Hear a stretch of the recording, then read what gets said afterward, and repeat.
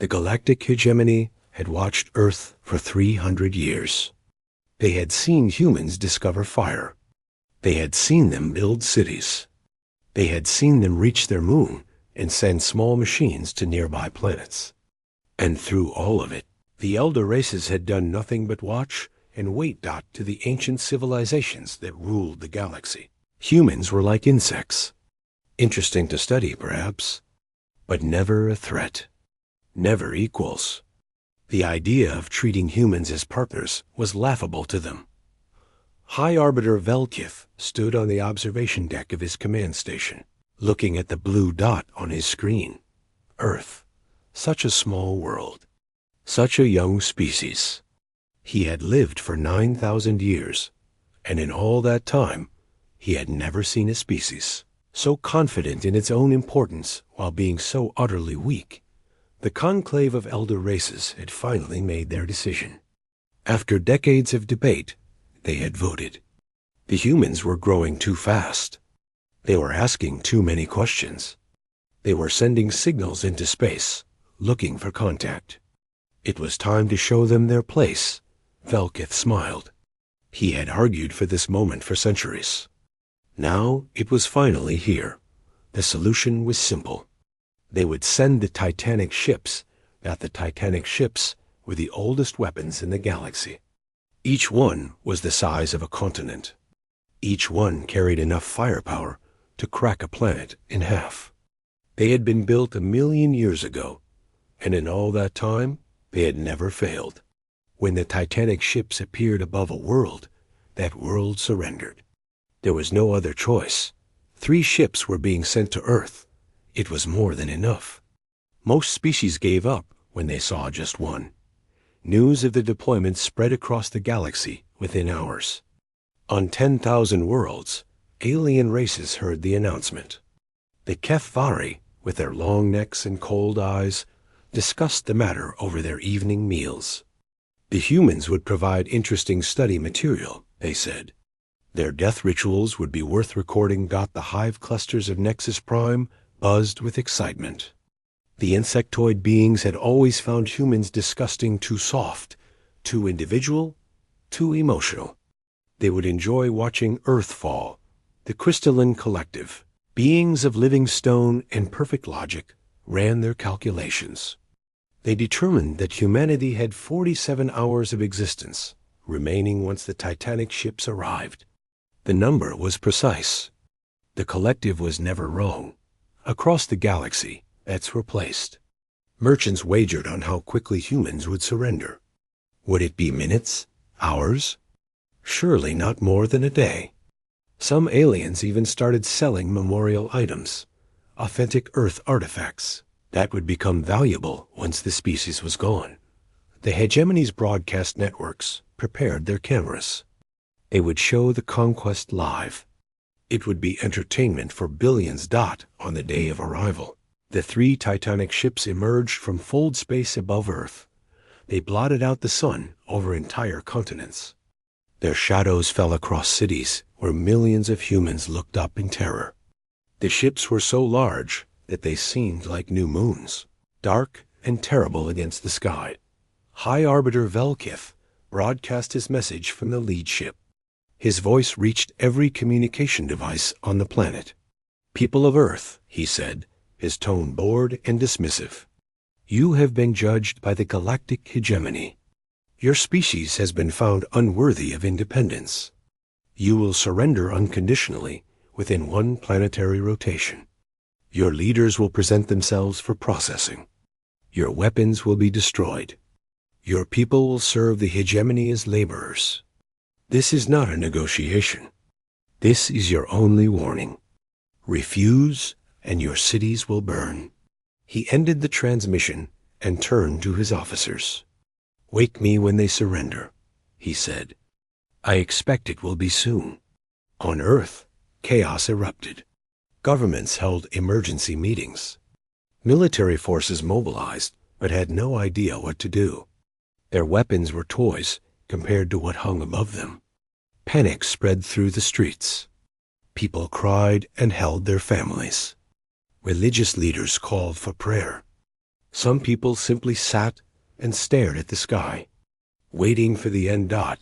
But in the hidden places of Earth, something else was happening, deep beneath mountains. In bunkers that did not officially exist, generals and scientists gathered. They had been preparing for this moment for 50 years. Ever since the first alien probe had crashed in a desert and been secretly recovered, they had known this day would come. They had studied the probe. They had learned its secrets.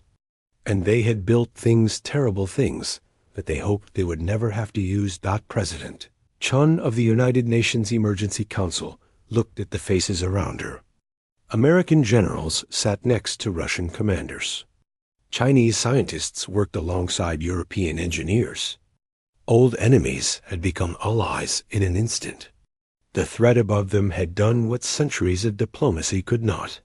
"Show me what we have," she said.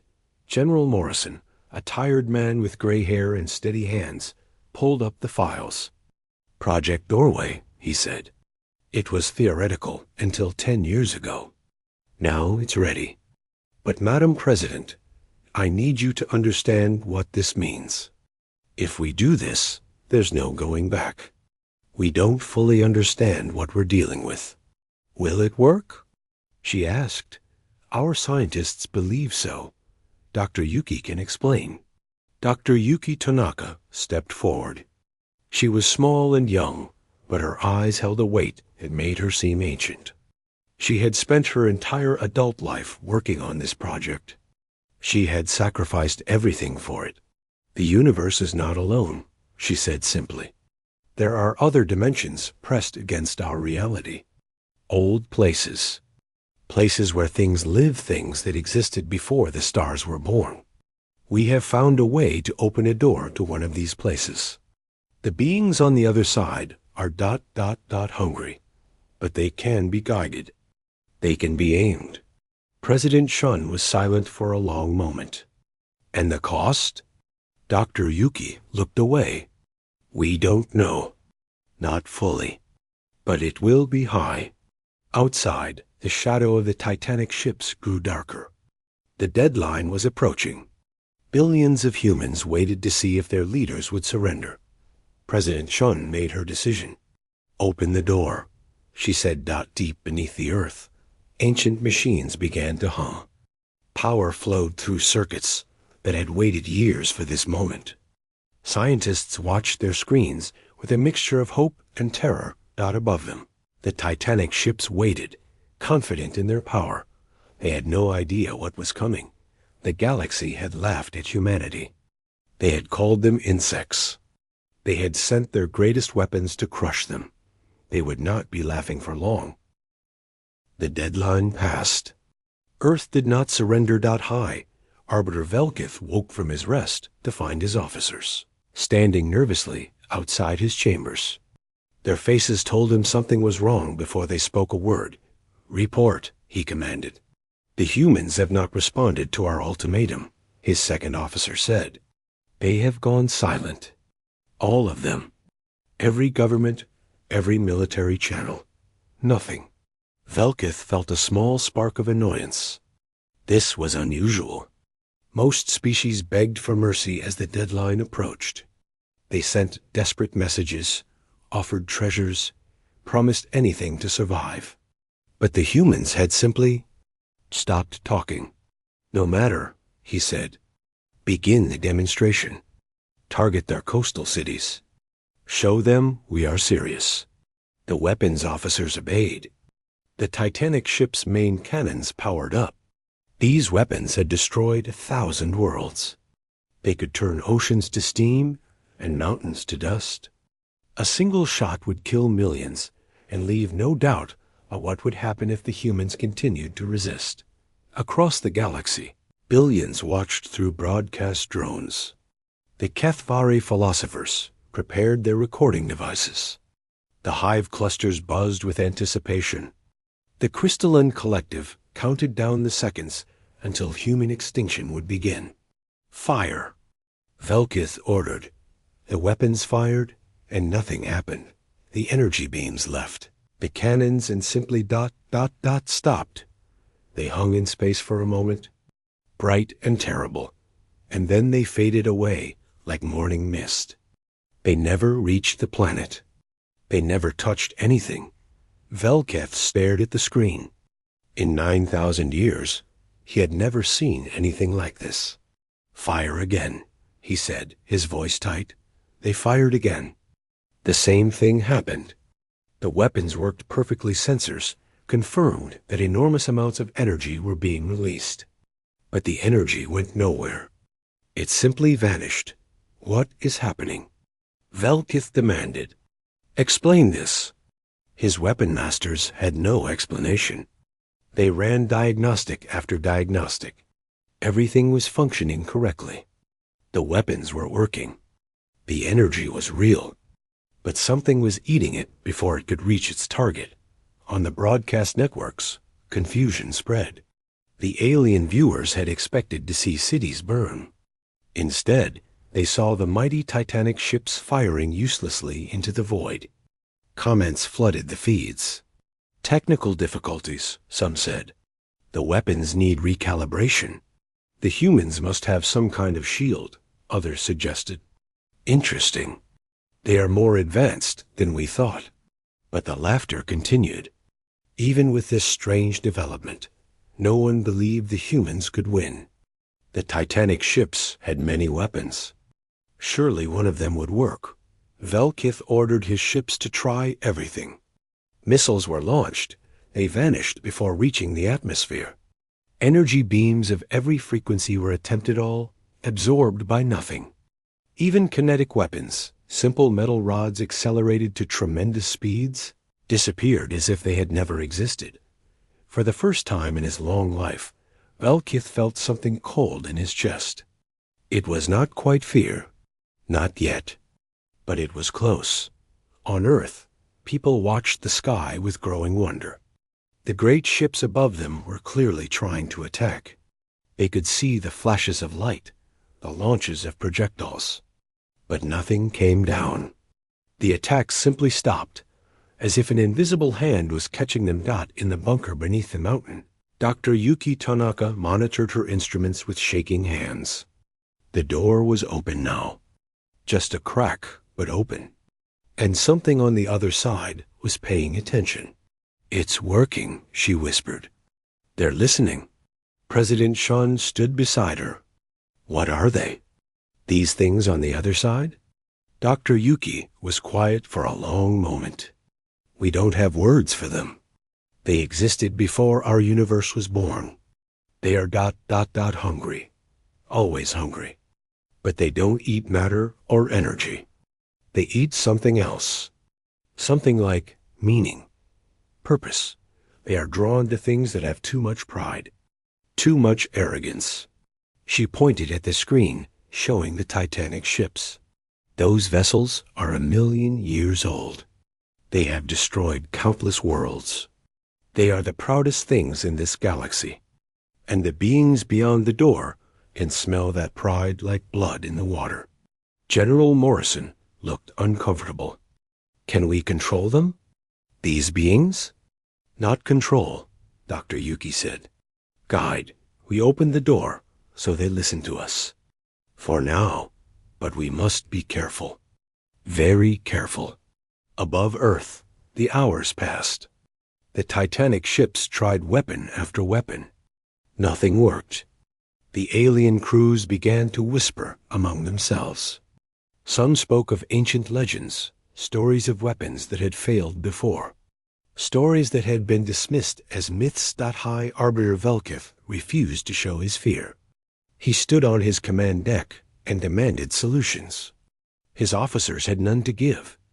On the 4th hour, something new happened. The lights on the lead ship flickered. Just for a moment. Just enough to notice. What was that? Velketh asked. No one knew. The lights flickered again. This time, they stayed dim for several seconds before returning to normal. And in that darkness, some crew members heard something. A sound that should have been impossible in the vacuum-sealed corridors of the ship. A sound like whispering. "Check the life support systems," Velketh ordered, his voice less steady than before. The reports came back normal. Everything was functioning. There was no explanation for the flickering lights or the strange sounds, but the crew knew something had changed. The ship felt different. The shadows in the corners seemed deeper. The silence between heartbeats seemed longer. On the broadcast networks, the alien viewers had stopped laughing. The entertainment had turned into something else, something that made them uncomfortable in ways they could not explain. The crystalline collective ran new calculations. Their perfect logic matrices returned an error. This had never happened before. The number for human extinction could no longer be calculated. The Kethvari philosophers put down their recording devices. Suddenly, they did not want to watch anymore. The hive clusters of Nexus Prime fell silent. For the first time in their species' history, they had nothing to say. And on the lead Titanic ship, in the deepest part of the vessel, where the ancient AI cores lived, something was waking up. Something that had slept for 1,000,000 years. Something that was now screaming in frequencies no living creature could hear. The door was open, and something was coming through. 3 days passed in silence. The Titanic ships hung above Earth like frozen mountains. They did not fire. They did not move. They did not respond to any communication from the galactic hegemony. The greatest weapons in the galaxy had become silent ghosts. High Arbiter Velkith had stopped giving orders. He sat in his command chair and stared at nothing. His officers whispered that he had not slept since the second day. His eyes were red, and his hands would not stop shaking. Strange things were happening on the ships. Things that no one could explain. Crew members reported seeing movement in empty corridors. Shadows that walked without bodies to cast them. They heard voices speaking in languages that had never existed. Some claimed they saw faces in the walls, faces that watched them with ancient, hungry eyes. The ship's AI cores had gone quiet on the first day. These were beings of vast intelligence, minds that had guided the Titanic ships through 1,000,000 years of conquest. They had always been calm, logical, helpful. Now they responded to nothing. Their screens showed only static. Their speakers produced only soft, endless screaming. On the second day, crew members began to disappear. It started with a junior officer named Kethra. She walked into a storage room to retrieve supplies and never came out. Her colleagues found the room empty. There was no other exit. She was simply gone. More followed. An engineer vanished from his post. A pilot disappeared from her sealed cockpit. A group of soldiers went to investigate a strange noise in the lower decks. None of them returned. No bodies were ever found. No signs of struggle. The missing simply ceased to exist. Velketh ordered the remaining crew to stay together, to never walk alone, to keep all lights on at maximum brightness. It did not help. The disappearances continued. The shadows grew darker despite the lights. On the third day, the geometry of the ships began to change. Corridors that had been straight for 1,000,000 years now curved in impossible directions. Rooms that should have been square had too many corners. Crew members walked in circles through hallways that had no end. Some found themselves in parts of the ship that did not exist on any map, dark places where the walls breathed, and the floor felt soft and warm. The hegemony's broadcast drones continued to circle the ships, but their footage made no sense. The vessels seemed to shift and blur on camera. Viewers reported headaches and nightmares after watching for too long. The networks began to cut away to other programming. But even the anchors seemed disturbed. On the fourth day, a single transmission escaped the lead ship. It was High Arbiter Velkith's voice. But it sounded nothing like the proud commander who had delivered the ultimatum to Earth. This voice was broken, terrified, the voice of someone who had seen something that destroyed everything he believed. They didn't build weapons to fight us, he said. His words rushed and desperate. They built something else. They built a door And something is coming through. It's already here. It's inside the ships. It's inside us. We can feel it moving under our skin. We can hear it thinking our thoughts. We came to conquer a primitive species, and we found. The transmission dissolved into static, and then into something worse than static. A sound that no living creature should hear. A sound that made those who heard it forget their own names for several terrible seconds. On Earth, Dr. Yuki Tanaka listened to the transmission with tears running down her face. "What have we done?" General Morrison asked her. She did not answer. She could not answer. The truth was too heavy for words. President Chun stood at the window of the bunker, looking up at a monitor showing the sky. The Titanic ships still hung there, but they looked different now.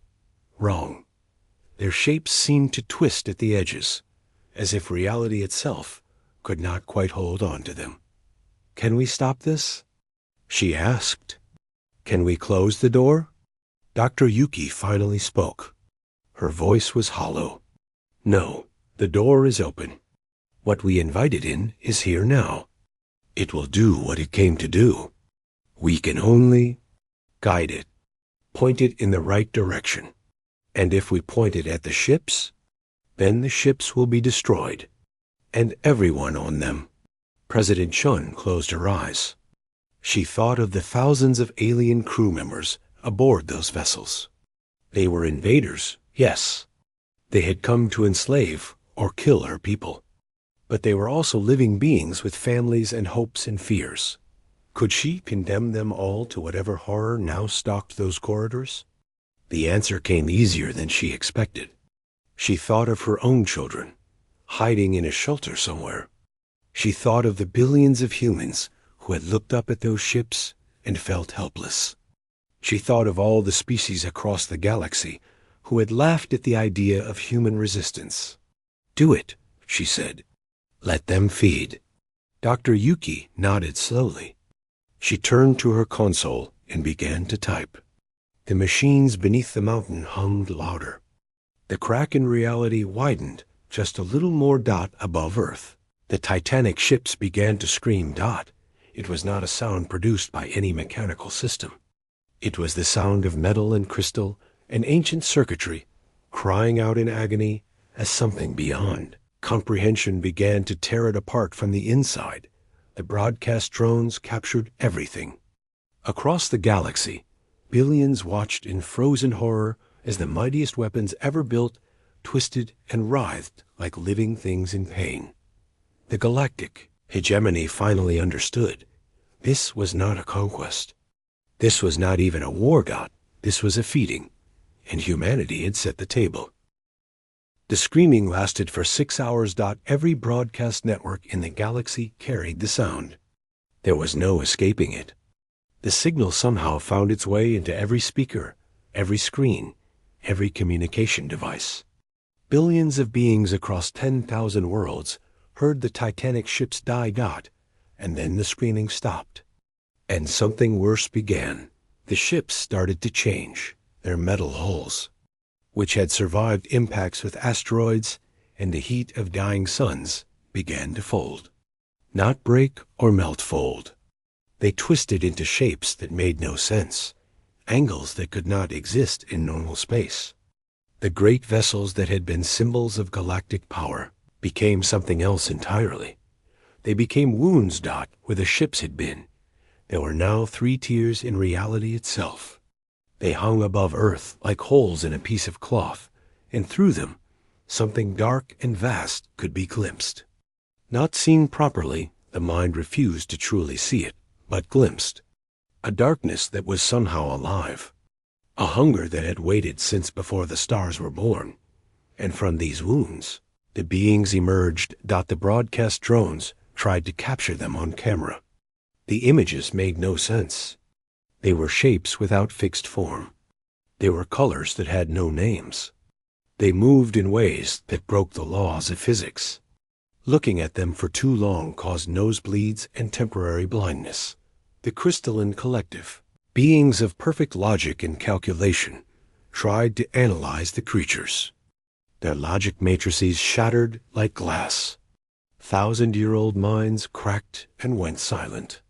The collective had never encountered anything they could not understand. Now they understood that understanding itself had limits. The Kethvari philosophers watched from their distant world and wept. They had always believed that knowledge was the highest purpose, that any mystery could be solved with enough study. The beings emerging above Earth proved them wrong. Some things were not meant to be known. The hive clusters of Nexus Prime felt something they had never experienced before: individual terror. For a species that shared a collective mind, this was devastating. For the first time, each member of the hive felt alone. And in that loneliness, they felt small, insignificant, like insects before a boot. On Earth, humanity watched in silence. There were no cheers, no celebration. They had won, but the victory tasted like ash. President Shun stood in the bunker and watched the feeds. The beings were not attacking Earth. They seemed to barely notice the planet at all. Instead, they were turning, orienting themselves, looking out toward the stars. "They're ready," Dr. Yuki said quietly. "They want to know where to go." The weight of the moment pressed down on President Shun. She had the power now. She could point these impossible beings at any target. The hegemony that had threatened to enslave humanity.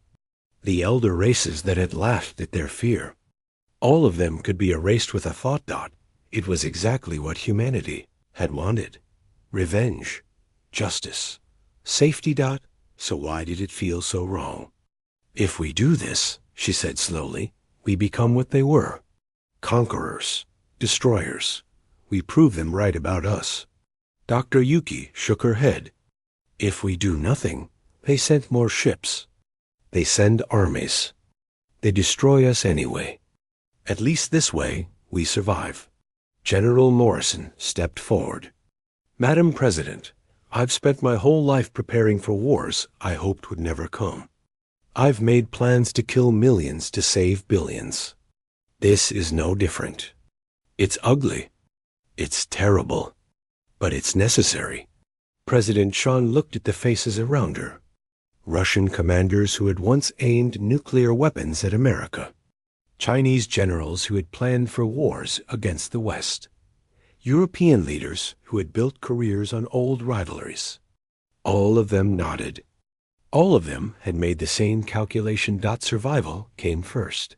Morality came later. "The beings," she said to Dr. Yuki. "What do they want? What do they really want?" Dr. Yuki was silent for a long moment.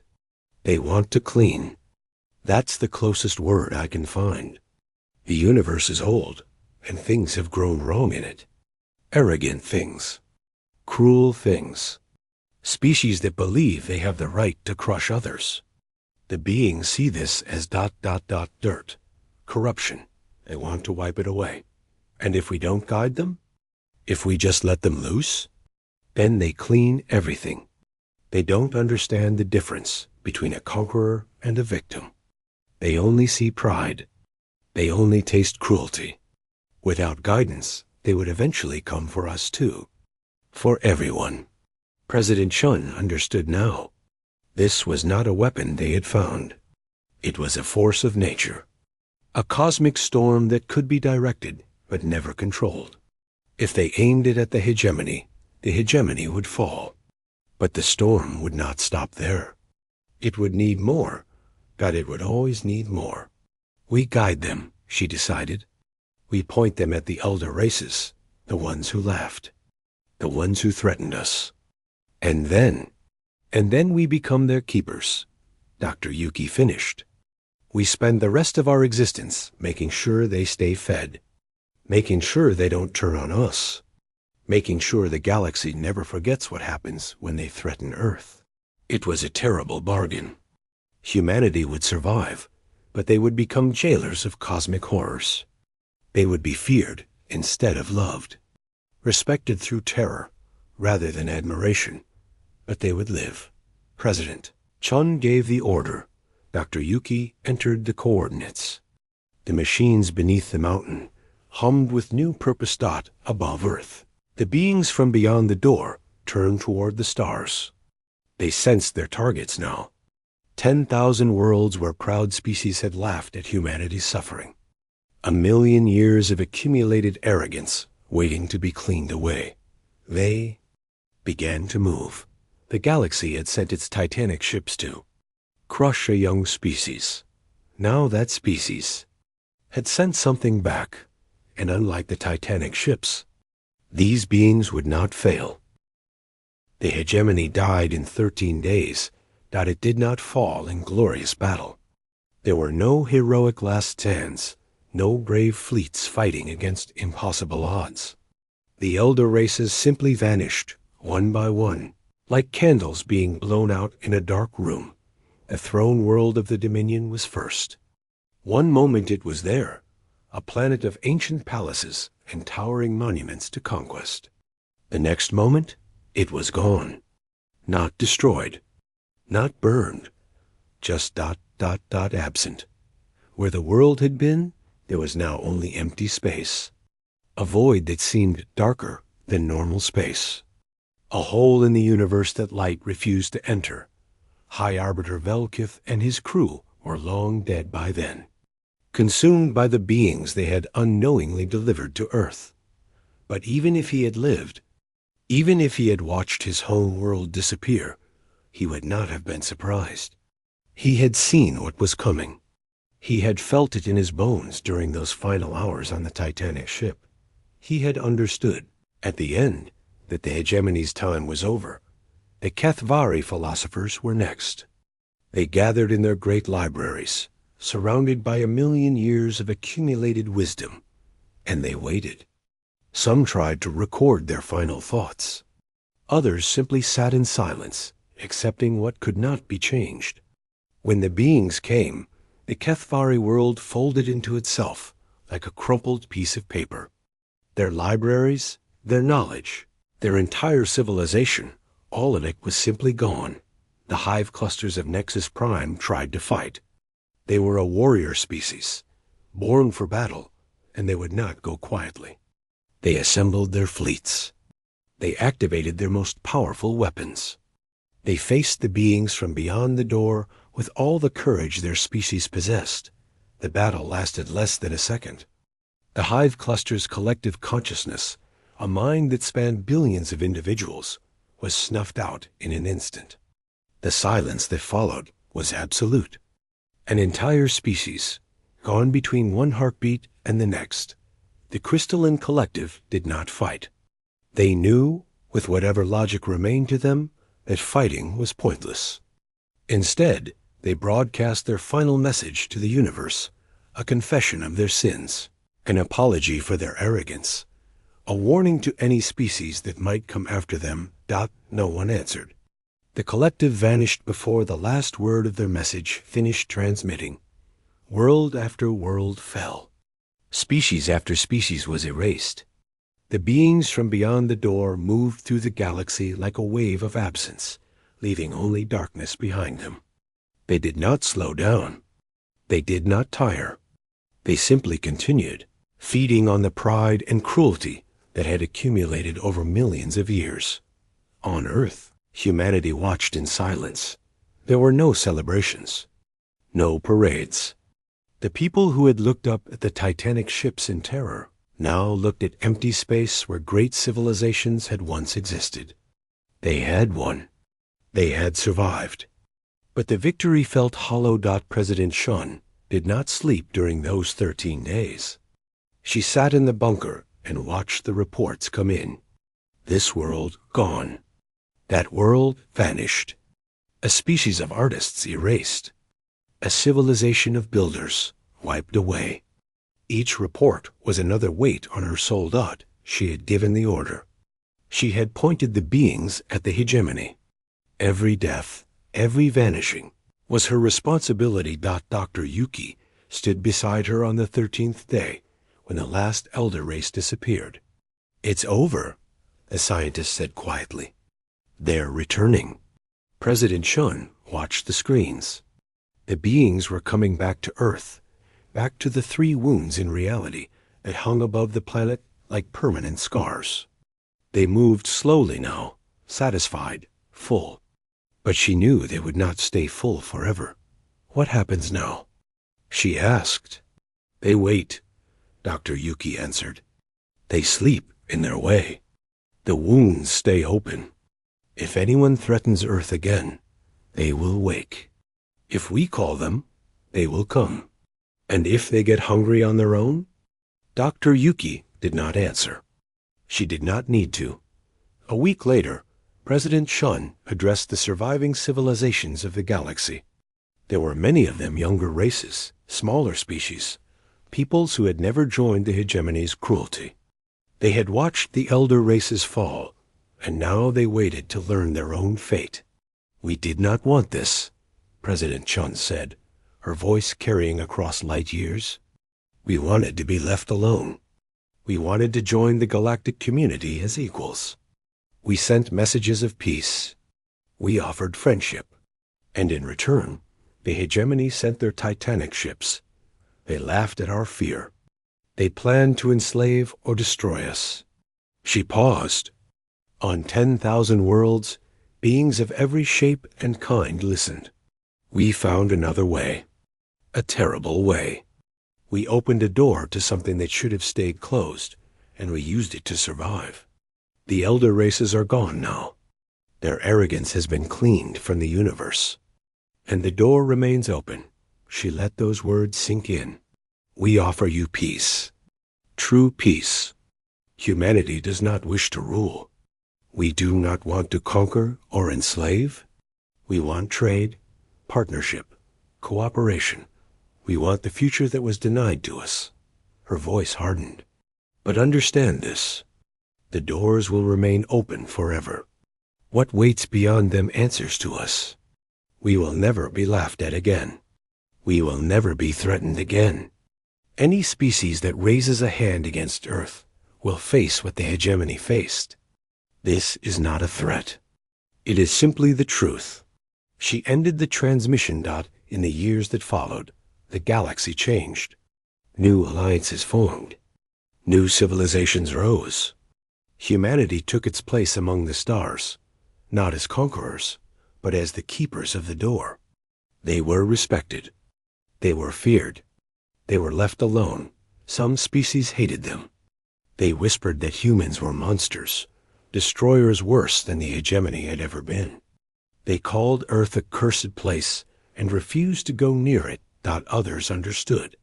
They saw the wounds in space above Earth and recognized them for what they were, a warning and a promise. They traded with humanity. They learned from humanity. They built a new galactic order together, and in the dark spaces between stars, the beings from beyond the door drifted patiently. They were full now, but hunger always returns. They watched and waited, eternal and vast, ready to wake if humanity called. The galaxy had sent its Titanic ships to crush a young species. The galaxy had laughed at their weakness. Now the Titanic ships were doors to something beyond, comprehension. And no one in the galaxy would ever laugh at humanity again.